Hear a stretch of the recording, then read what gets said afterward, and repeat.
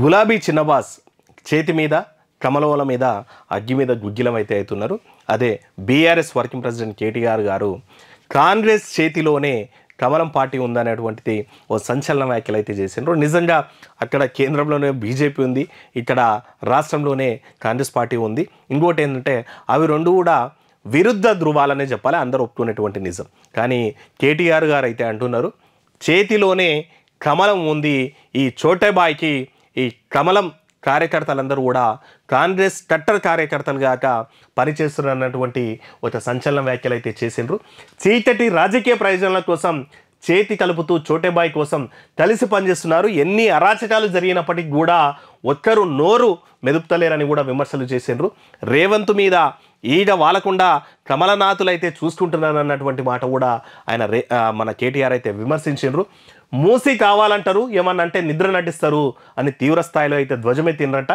పిల్లలు చనిపోయినా, రైతు గుండె పగిలినా, గిరిజనులను చెరబట్టినా సప్పట్లు కొడతారు. తెలంగాణలో వారి చేతిలోనే కమలం ఉంది, జాగ్రత్తగా భద్రంగా ఉండాలని కూడా ట్వీట్ చేసిండంట కేటీఆర్. మరి ఎట్లా అది కలిసిపోతుందో అయితే నాకైతే అర్థం కాలేదు. కానీ కాంగ్రెస్ కమలము మరి విరుద్ధ ధృవాలు. ఇప్పుడు నేషనల్లో కాంగ్రెస్కు యాంటీ బీజేపీ, బీజేపీకి యాంటీ కాంగ్రెస్ అంటారు. అట్లాంటి పరిస్థితుల్లో తెలంగాణలో మాత్రం కాంగ్రెస్ కమలం పనిచేస్తున్నాయంట. మరి కేటీఆర్ గారు సార్ చెప్తున్నటువంటిది ఇక నల్లగున్న నాకేం సిగ్గు అన్నదంట. ఇక సిగ్గు లేదా జీడి గింజ అంటే నల్లగున్న నాకేం సిగ్గనే అన్నదని సామెత కూడా చెప్పిండ్రు. రైతు భరోసాకు ఎజనాం పెట్టి, రైతు మాఫీ పేరుతో పంజనామాలు పెట్టి, పంటల కొనుగోళ్లకు శతరూపం పెట్టి, ధాన్యానికి క్వింటాల్కు 500 బోనస్ ఎగ్గొట్టి, దిలావర్పూర్లో దమనకాండ సృష్టించి, రామన్నపేటను రావణ కష్టం చేసి, లజచల రైతులను జైలు పాలు చేసి, అల్లుడి కళ్ళల్లో ఆనందం చూసినందుక రైతు పండగల అని నిలదీశారంట. పండగలు మీకు పస్తులు రైతులకు చెప్పింది బారణ, చేసింది చారణ.